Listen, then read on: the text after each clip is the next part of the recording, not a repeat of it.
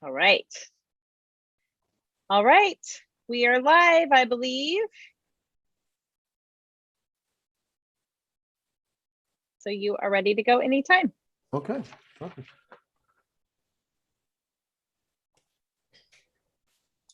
Hello and welcome. I see we're getting already a bunch of viewers. That's great. Hello and welcome to the second annual Beaverton School District Virtual Senior College Week.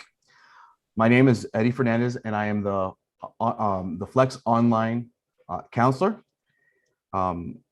We thank you for joining us this evening. Tonight's presentation is part of a week-long informational series. We hope you join us for the other presentations we have this week. All of these presentations will be recorded and available on the BSD district website within 2 weeks. This week, all the presentations will be in English. Next week, we have the same presentations, but they will be delivered in Spanish. Tonight's topic, four-year public universities, is likely to generate a lot of questions. So please save your questions until the end of the presentation. At that time, we'll have you put your questions into the chat. Now to introduce you to our presenters. First, we have Corey Kimmel from Oregon State University and Tanya Sanchez from Portland State University. Without further ado, we'll let you take it away. Okay, thank you, Eddie. Like Eddie said, we're really excited to have you all here. My name is Corey Kimmel. I am one of our admissions advisors for Oregon State. I am our Portland regional, so I live up here in the Portland area. Normal years would love to be in your schools talking to you, giving presentations, but for any application questions or OSU questions, I am your go-to contact. And if you are interested in OSU or PSU, we both have our little QR codes on the screen. So please feel free to fill out your information, but I'll let Tanya introduce herself. Great. Thank you, Corey. My name is Tanya Sanchez, and I am one of the assistant directors here in the Office of Admissions at Portland State. Proud PSU alum. Again, as Corey said, if you are interested in keeping in touch with us, especially for those of you who are seniors, we know that there's a lot going on senior year. This is a great way for us to be able to remind you of important deadlines, invite you to different events and different opportunities.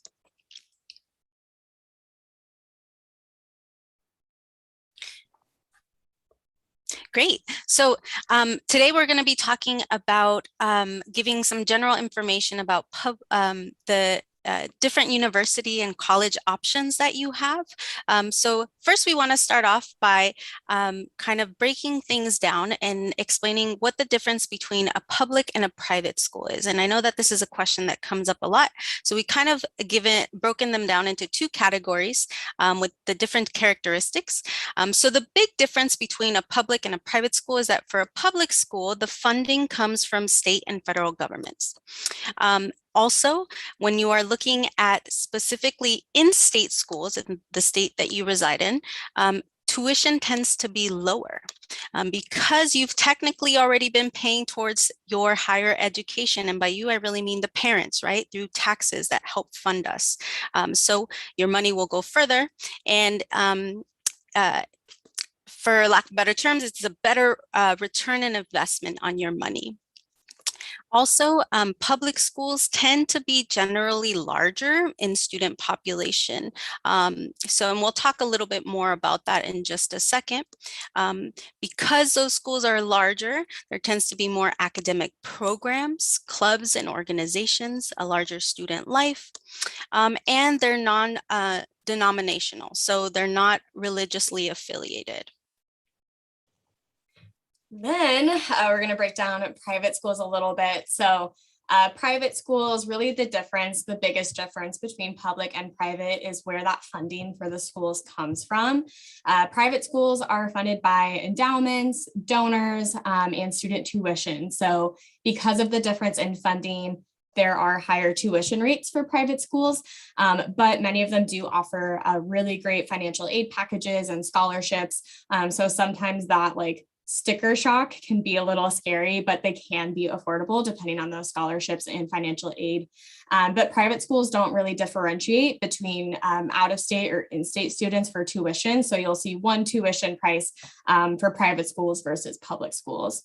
And then additionally, generally smaller, but as you'll hear about some of our Oregon public universities, we do have some small ones, some large ones, but that is kind of just that general trend. And then because they are smaller, they tend to have more specialized academic programs, maybe more of like a niche focus or program, and then clubs and organizations. And then they can be religiously based as well. So just a couple of differences there. And to take it a step further, so we want to take a look at in-state versus out-of-state. So I know a lot of students are looking at options in-state, but also maybe looking at the options in different states, maybe California, Washington, Idaho. So one of the benefits of staying in-state and going to a Oregon public university is the lower tuition. As I mentioned earlier, this tends to be a more affordable option as they're here to serve residents. Again, taxes help fund public universities. So as an Oregon resident, you get a discounted rate. When you, for example, at Portland State, a non-resident is looking to pay closer to about $30,000 a year just for base tuition and fees versus an Oregon resident attending Portland State, which is about closer to $10,000 a year. So definitely more affordable right off the bat. There's also a lot of schools will give the options to live on campus, but also off campus. And this could potentially help make things more affordable. Some schools will require first-year students to live on campus, but a lot of the state schools will not, or there might be just a radius. So you have to live within a certain amount of miles from the school to be able to live at home. At Portland State, we don't actually require students to live on campus. So again, a lot of the state schools will give students that option. And the nice thing about staying close to, or going to a public university here in Oregon is that you stay closer to home. If you maybe have already networked in your community, have projects going on, it really helps you maintain those meaningful relationships. And there's a lot of great opportunities right in your backyard. There are some great opportunities going out of state as well. Obviously, we both work for in-state universities, but I was actually an out-of-state student. I'm not originally from Oregon. So for me, that was something I was really looking for, was to kind of spread my wings and get out of my hometown a little bit. That does mean for out-of-state schools that there tends to be a higher tuition rate, like we talked about that difference between public and private. But there are definitely a lot of scholarships and financial aid packages available, one of which is WUI, and Tanya will talk about that on the next slide, so don't get too excited. But you know, for me, I was able to get a really great out-of-state scholarship that really made it even for me to go out of state or stay in state. So there are those possibilities for students. And for some schools, depending on that out of state school, it can be a more competitive application process, or some schools have a limited number of spots for out of state students. That tends to be a little bit more on that private side versus public side. At least for Oregon State, we don't have a certain number of spots held for out of state students or in-state students, but we are a land grant institution, which means we serve our student population within Oregon first. But lots of opportunities. And if you are thinking about going out of state, something you really will want to think about or look for is WUI. So I'll let Tanya take this part away. Yeah, so WUI, also it stands for Western Undergrad Exchange Scholarship, is a scholarship available to the Western states. Not every school participates, but there are over 100 different schools that do. And what WUI is, it's 150% of in-state rate that students can pay when they go to these WUI schools. Now, every school runs WUI differently. So some schools may only have a certain amount of WUI awards. Some schools, as long as you meet the requirements, you'd get it, but it really helps make things more affordable. And typically these WUI scholarships are renewable each year for up to the 4 years. So again, if you are looking for those amazing opportunities outside of Oregon, making sure that you're asking your admissions reps or asking those schools whether or not they have WUI, and making sure that you are keeping up with the deadlines for these for the WUI scholarship. A lot of deadlines are hard deadlines, or you want to make sure that you're meeting those requirements and being aware of that so you don't miss out on the WUI opportunity. Here we'll have as you can see on the bottom of the screen, you can find more information on the different schools that offer the WUI scholarship. Kind of get myself unmuted there. So WUI is a great option to go out of state if that's something you're looking for, but really there are a ton of options here within the state of Oregon. We have a lot of different public universities, and so there are a lot of opportunities for students within the state, and it really is kind of a state of choice. And we have a lot of varieties of public universities, campus styles, cultures, programs.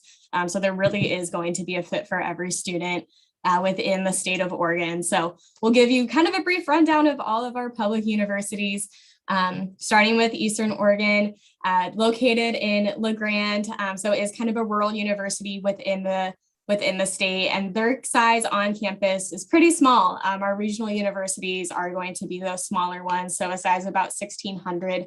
And then some notable programs that they have are business administration, elementary education. Eastern does have really strong education programs because they were founded as an education school.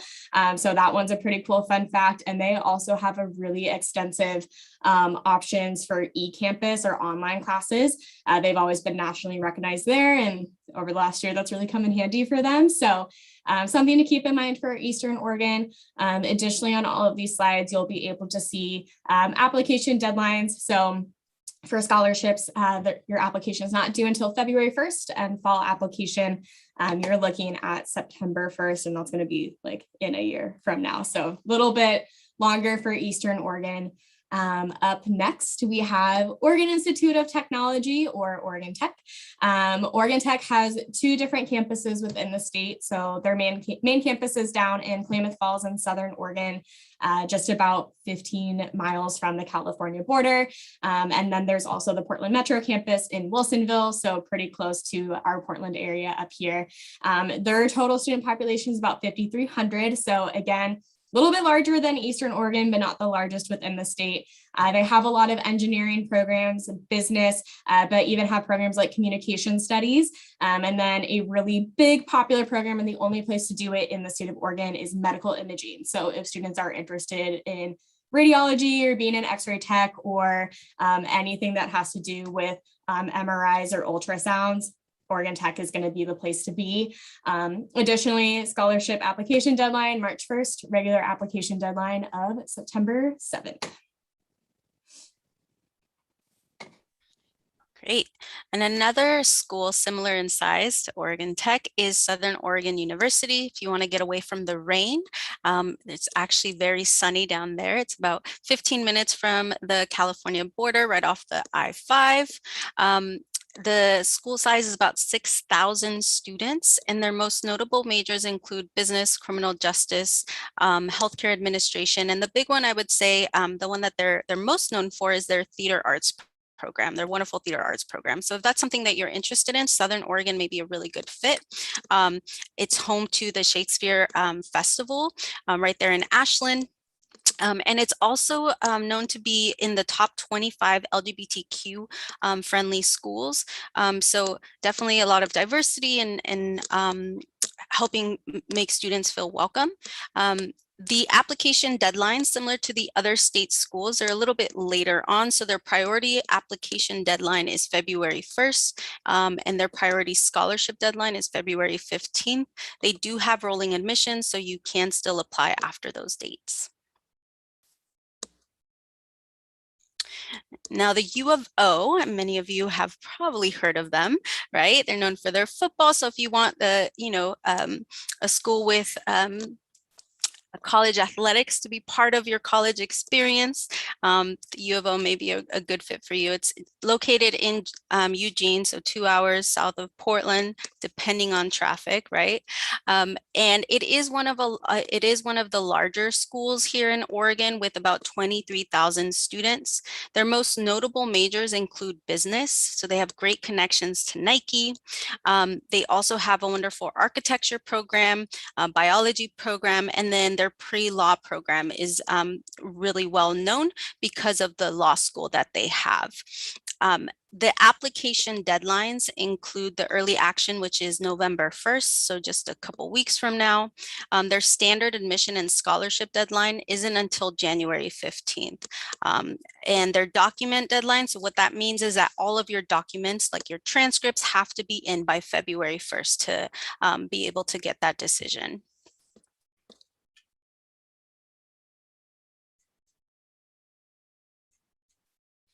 Great. And then we have Western Oregon University. So it's located in Monmouth, Oregon, about 20 minutes west of Salem. So not too far from Portland. It's about 5,000 students, a little over 5,000 students in attendance. So it's a smaller school. And their most notable majors include criminal justice, psychology, business, and they're also one of the only schools that have ASL, American Sign Language, as a major and that you can get your bachelor's in. So it's a really great and notable program. So if you're looking for a smaller school with that kind of more traditional college town feel, Western Oregon is definitely a good spot for that. Their applications deadline include March 1st as their scholarship and housing priority deadline. And then they also do have rolling admissions. So you can apply after their February 1st admissions deadline. In Portland State, so my alma mater. So Portland State is one of the largest universities here in Oregon. I believe it's second to OSU, if I'm not mistaken, with about 27 students in attendance. Of those 27,000, or 27,000, not 27 students, 27,000. Of those 27,000 students at Portland State, about 20,000 are undergrad. Our most notable majors include business, computer science and engineering, social work. We're the only school in the state that has social work at the bachelor level, and then film and health studies. So we just opened up our OHSU PSU School of Public Health, and we work really closely with OHSU, a lot of research opportunities and opportunities into those medical graduate programs. Like most of the other public schools here in Oregon, we do have rolling admissions, but our priority deadline for our scholarship and admissions is February 1st. Now, we do have a specific scholarship for our Oregon residents that has a priority deadline of February 1st, which is our 4 years free scholarship program. So again, if you're interested in learning more about PSU or this 4 years free program, as we mentioned in the beginning, making sure that you scan that QR code so we can keep in touch and remind you of those important deadlines. Okay, my turn. OSU, also my alma mater. I didn't mention that at the beginning, but I did attend OSU, so I'm really proud Beaver alumna. But Oregon State, our main campus is in Corvallis, so about an hour and a half south of Portland. Again, traffic depending, but a really great option to be still kind of close to home, but far enough away so you don't have to anticipate any surprise visits. We are the largest university in Oregon, so our total population right now is about 33,000, but on our main campus in Corvallis, you're looking more 26 to 27,000 students on campus. So definitely larger than some of our other public universities, but great way to make large campuses feel small is by getting involved. We have over 400 student clubs and activities and a lot of different majors for students to pick from. Lots of notable ones, but we're known for a lot of our engineering programs, sciences, our College of Business, some really, really strong programs. We also have a double degree program within our education. So if that's something you're looking for, you'll graduate with 2 degrees in order to teach, and then lots of pre-med, pre-physical therapy, pre-pharmacy programs. If you're interested in nursing, this is also just kind of a plug for some of those smaller public universities. Southern, Eastern, as well as Oregon Tech also have partnerships with OHSU. So those are going to be great locations to look into if you are interested in nursing. But in terms of our dates and deadlines, our first one coming up is early action November 1st. It is somehow like less than 2 weeks away. I don't know how we're already here at the end of October, but then our main deadline is February 1st. We do have some rolling admissions. So while these deadlines are important, you can still apply afterwards. Similar to PSU, we do have a Bridge to Success program. So students can potentially get all of their tuition covered. And so if you have questions, you can let me know as well. Those QR codes will be back on that last slide. So keep an eye out for those to come back a little bit later on. Additionally, Oregon State also has our branch campus, OSU Cascades. So located in Bend, about 2.5 hours from our main campus and about 3.5 hours to 4, depending on snow on the pass from Portland. And on their campus, they're actually up to about 1,400 students. So they're on the up and up. So lots of opportunities for students if they still want to be a part of OSU, but maybe a smaller OSU community with that 1,400. They have some of their own specific programs like elementary education, tourism, recreation, and adventure leadership, as well as outdoor products, which is a really cool partnership that we have with Hydro Flask. So all of the admissions processes are going to be the same for OSU Corvallis and OSU Cascades. So same dates and deadlines across the board for these two universities here. Another thing that we are going to say a lot throughout this presentation, and you've already heard it a couple of times, is get in contact with us, like ask us questions, reach out. It's really important to connect with any school that you're interested in. And there are a lot of different ways to do that. So one of which we're all kind of in the midst of right now are just events that are on campus, like preview days, open house programs. So we've listed all of the names for those at each school, so you can kind of keep your eye out. So if you are interested in attending Beaver Open House, that will be coming up on Friday down in Corvallis. Portland State has their preview days, so just make sure you're keeping an eye out for those events. Check your email, because that's going to be our main method of communication with you. And that's also how you're going to be able to connect with us, is through your email account. Generally, if you have a Gmail, just make sure you're checking your junk mail and promotions tab. Sometimes our emails end up there. Additionally, maybe like not in a COVID world, but group visits. Sometimes your high school will take trips to a university campus.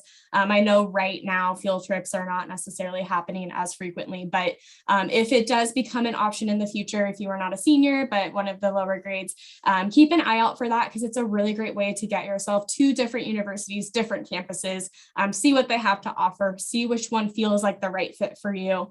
And then you don't even have to make that trip on your own. You get to go with your counselor and some of your friends. So it's a really fun experience there.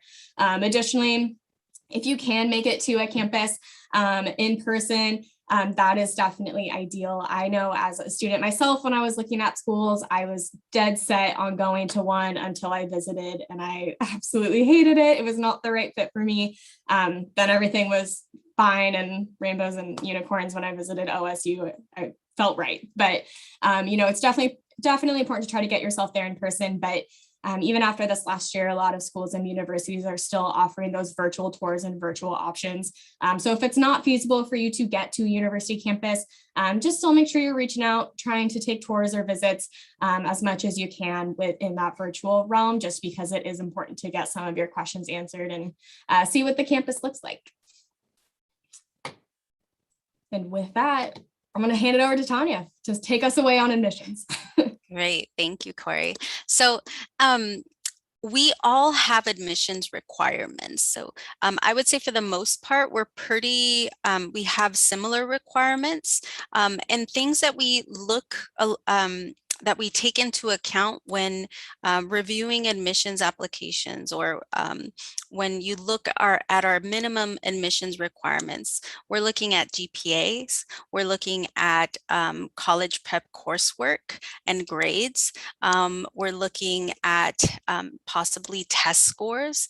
Some schools may be test optional, and we'll talk about that in just a second. We may ask for essays or additional additional statements or documents of support like letters of recommendation.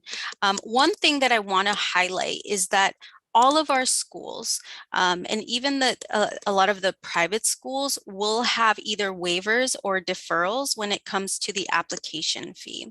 So I know at Portland State, it's $60 to apply to PSU. However, we do have waivers available. I know that at OSU, there's waivers and deferrals available.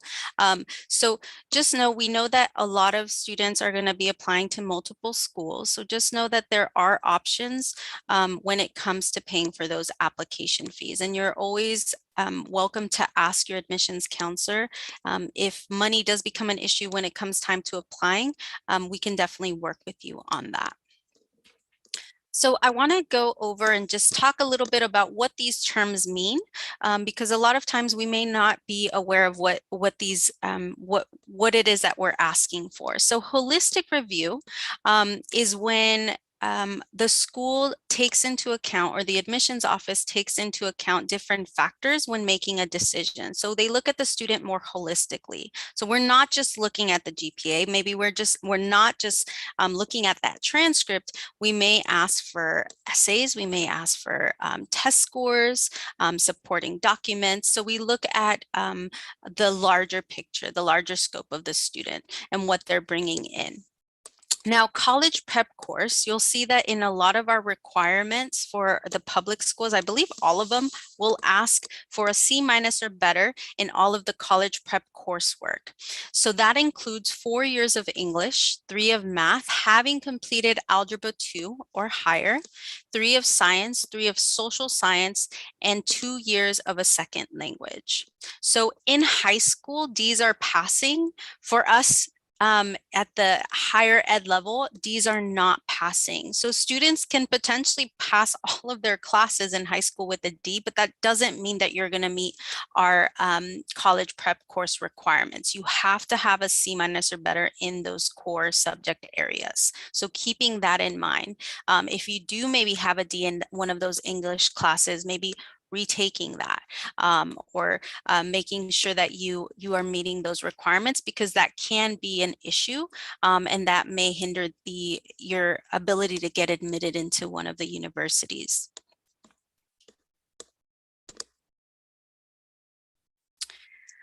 So test scores and test optional. Some schools will require you to submit either the SAT or the ACT for admissions purposes, or even for scholarships. They may ask for one of those tests.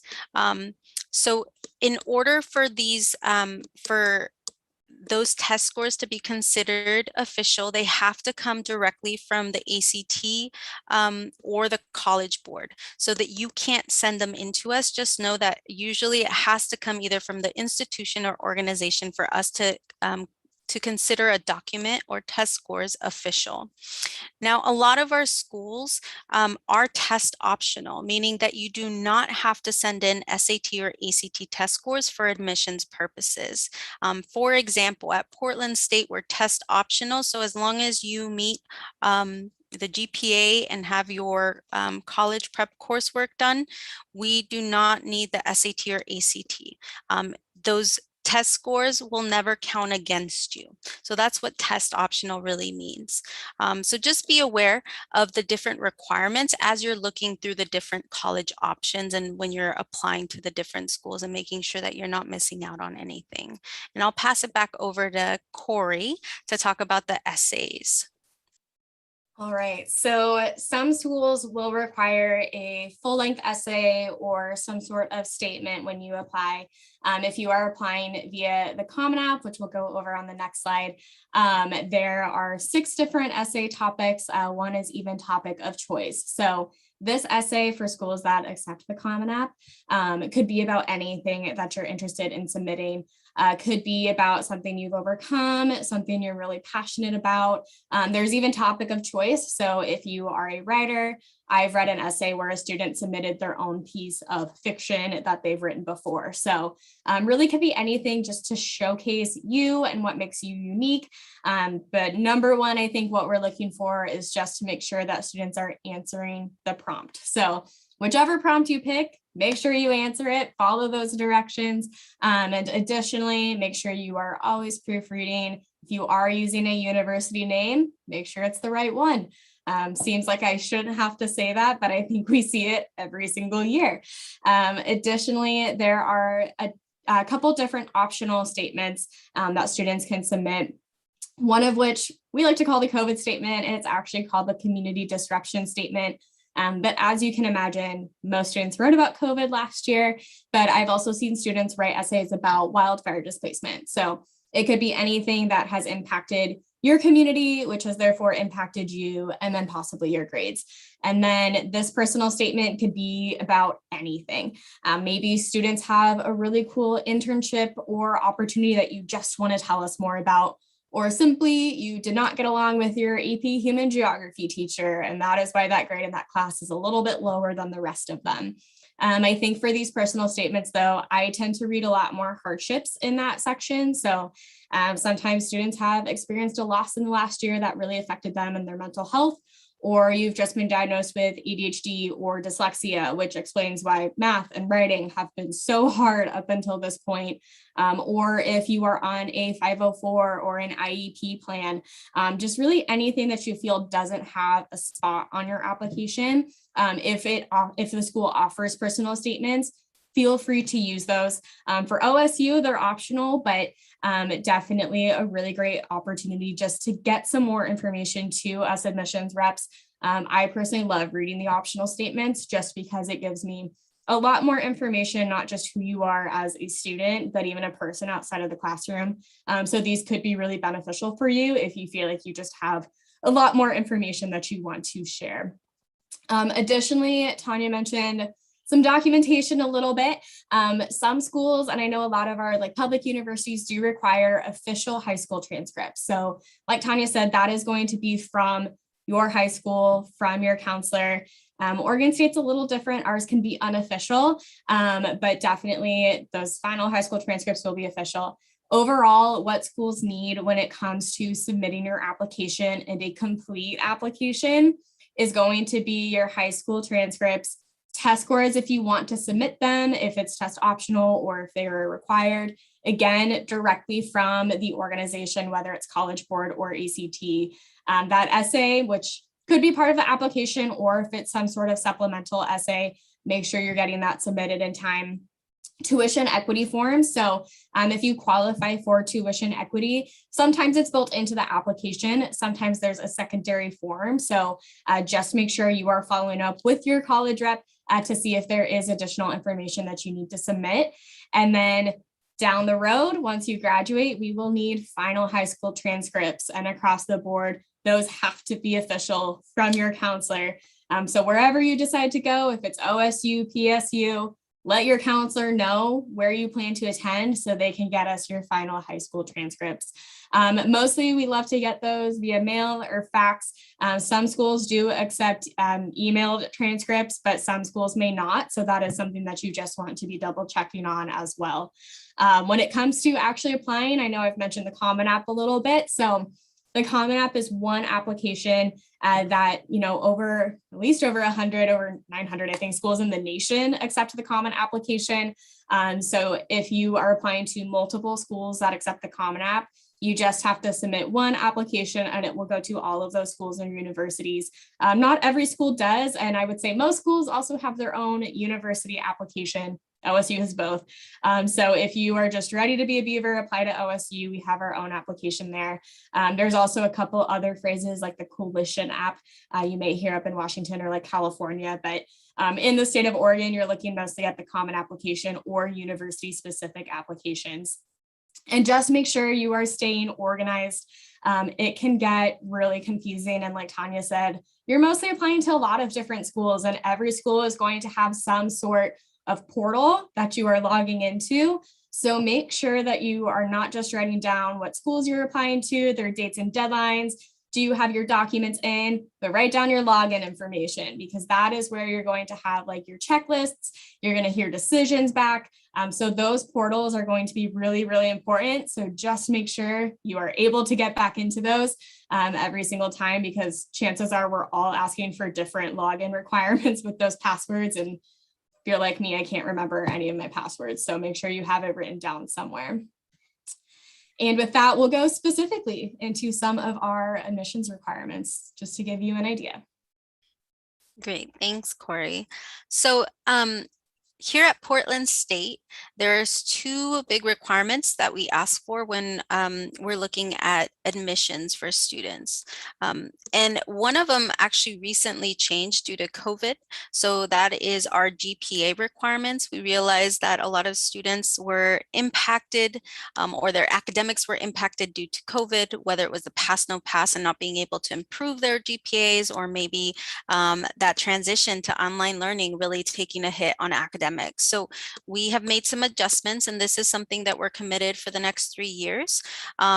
And then we'll revisit and see whether or not the GPA requirements stay the same. But instead of the 3.0 that we were asking for last year, this year we're asking for a 2.5 unweighted GPA, so overall unweighted. And having students complete their 15 units of college prep coursework with a C- or better. So what we talked about earlier, the 4 years of English, the 3 of math, 3 of science, 3 of social science, and the 2 of a second language. We are test optional, so we do not require the SAT or ACT as part of the admissions process. Now, if you're interested in maybe our honors college or in some of our merit-based scholarships, those test scores may come in handy and they may help you, but they'll never negatively impact you. So if you submit them and maybe your test scores aren't high, or you choose not to submit them at all, that will not ever count against you. So if for whatever reason you do not meet the admissions requirements, so maybe your GPA is below a 2.5 or you're missing one of those core credits, you will have the opportunity to work with your admissions counselor, and we may ask you to go through our holistic review process. So we may ask for additional essays or letters of recommendation. But in that case, you'll want to work closely with your admissions counselor, who is Cree Duker here at Portland State, and she'll be able to walk you through that process. So it doesn't mean it's a no, it just means that we may ask for additional documents.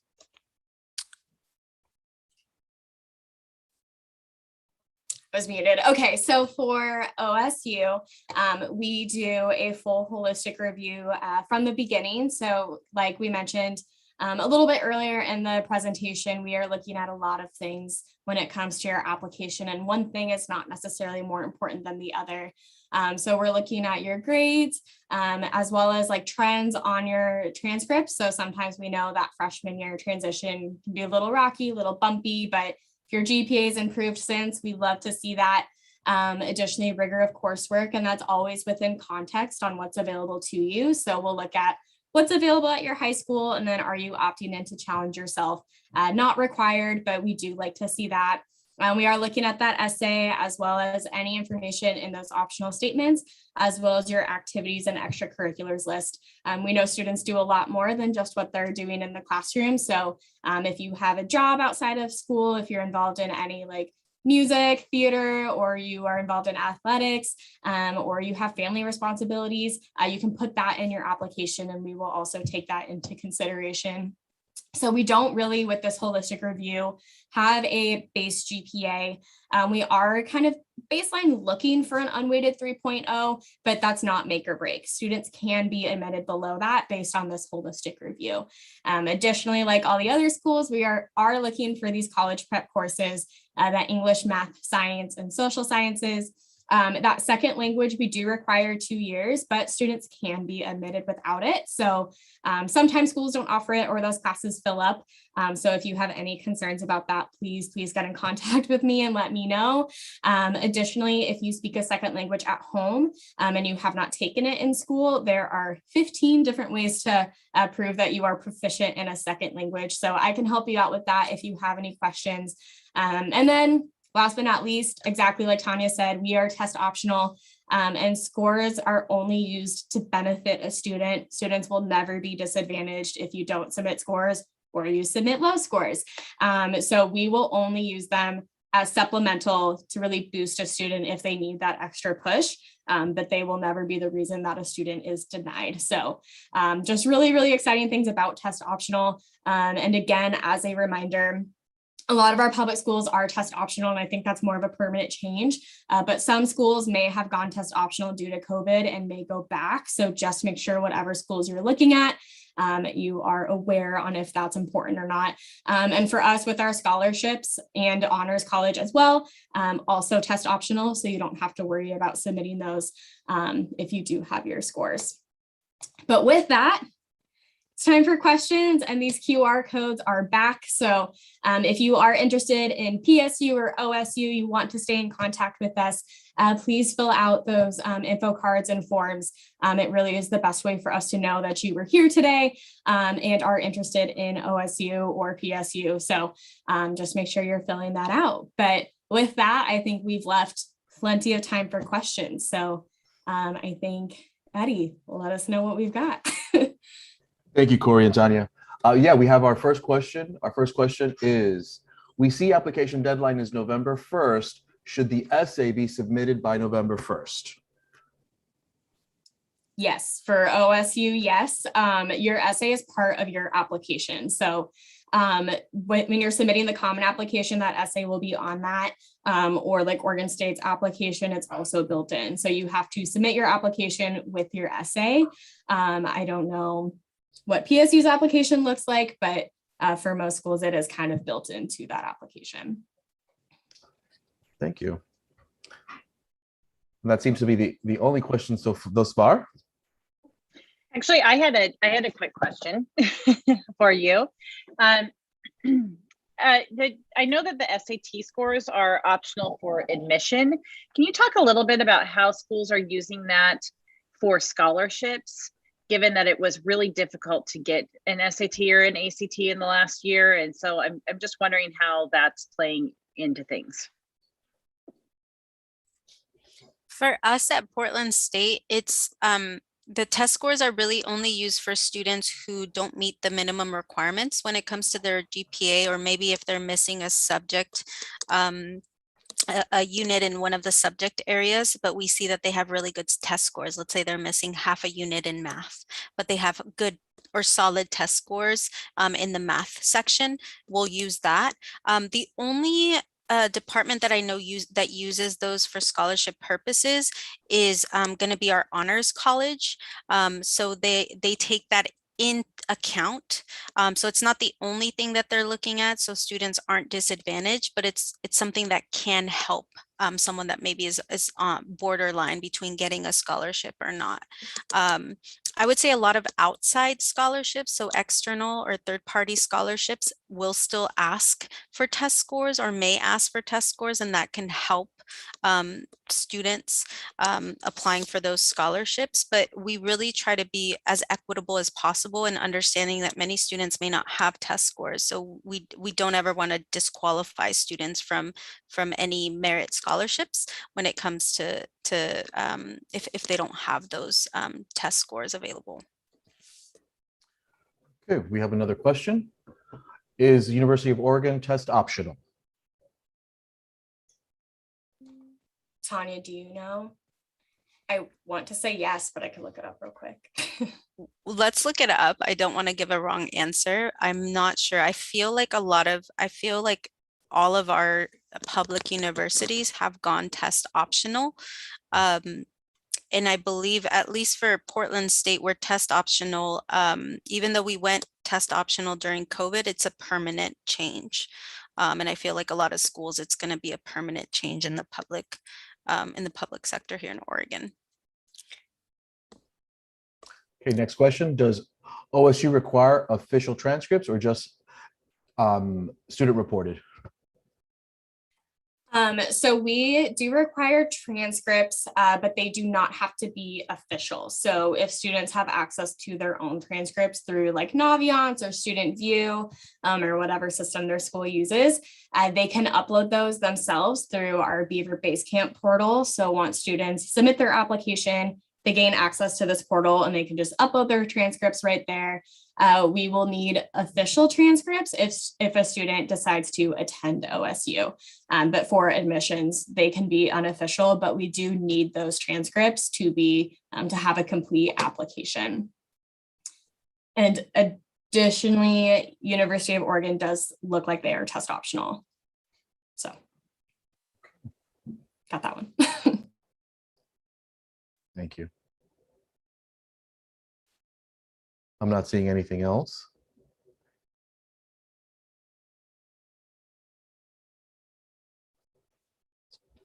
I think the presentations are just so good that there's no questions. Right? They were very thorough. Yeah, yeah.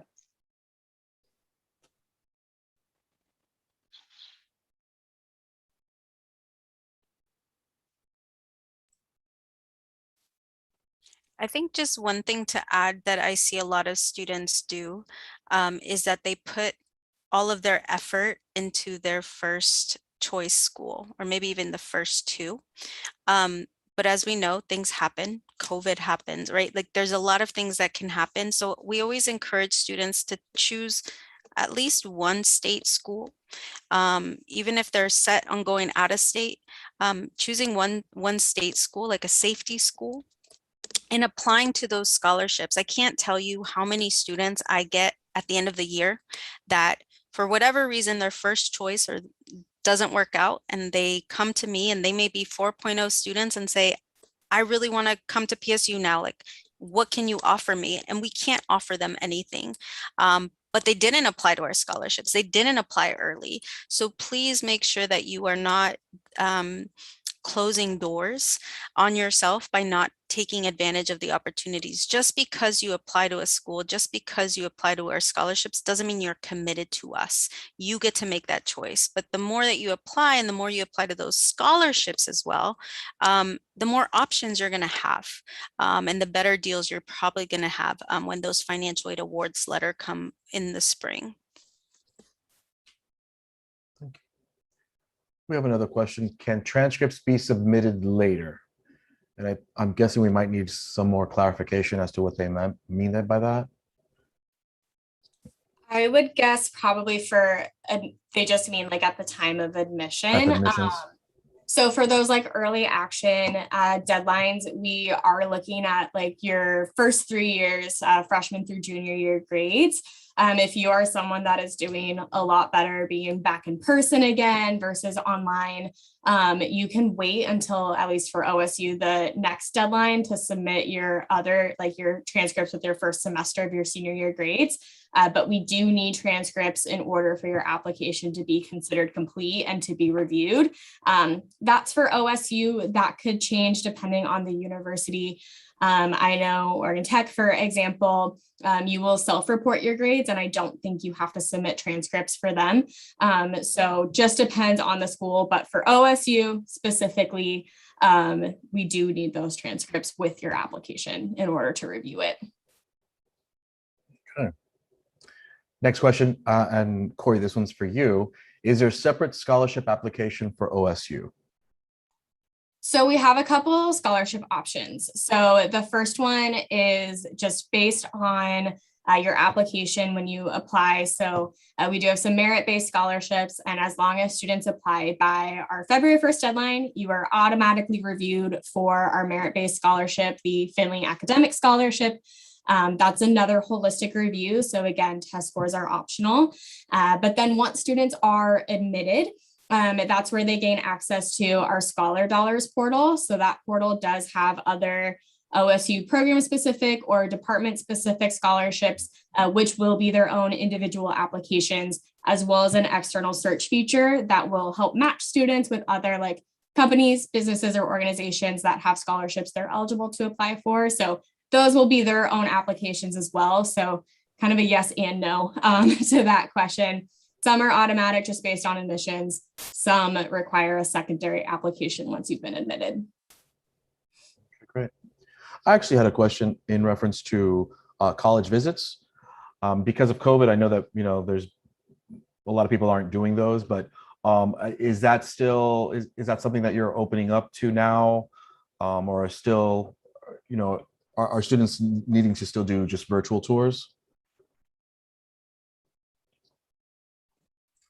So I don't know about PSU. Do you want to go first, Tanya? We actually have on-campus tours going on.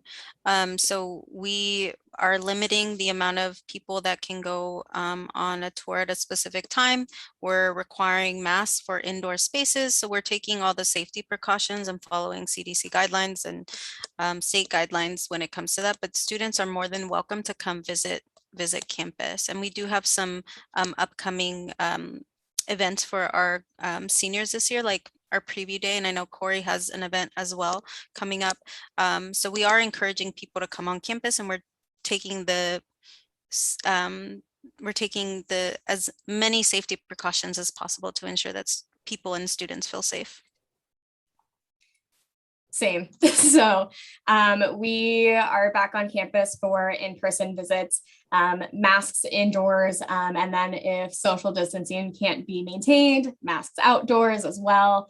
And for our big preview day events or open house, that will be even this Friday, we ask our visitors to wear and staff to wear masks the entire time. So definitely it's really helpful to have students and families back on campus, but like Tanya said, just really making sure that we're trying to keep everyone safe while following all of those guidelines from the CDC, OSU, Benton County for Corvallis. Corey, there was a follow-up question in reference to the scholarship. When are those due, the applications for the scholarships, for the Scholar Dollars? Scholar Dollars is a great question because there are so many different scholarships in that portal. The application deadlines will vary. However, some of those deadlines are February 1st. So applying early is really important if you want to maximize your scholarship chances. Because if students apply by November 1st, they will know definitively by mid-December if they've been admitted or not. So then students have access to all of the scholarships within Scholar Dollars. If a student waits to apply, you may have missed some of those deadlines, but not all of them. So applying early can help, but there are some deadlines that even go into June, just depends on the scholarship within Scholar Dollars.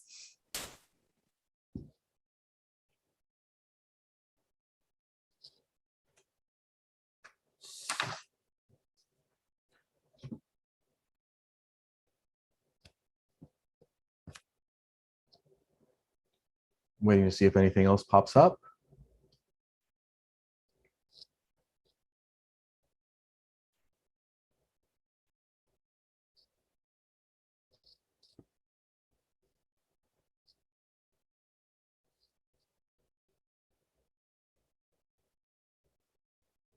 Okay, well, I think it's safe to close on the presentation. Thank you all for joining us this evening. We hope you'll attend the other presentations happening throughout the week. This presentation, along with the other presentations, will be posted on the BSD district website within the next 2 weeks. Thank you for being here this evening, and have a good night. Thank you.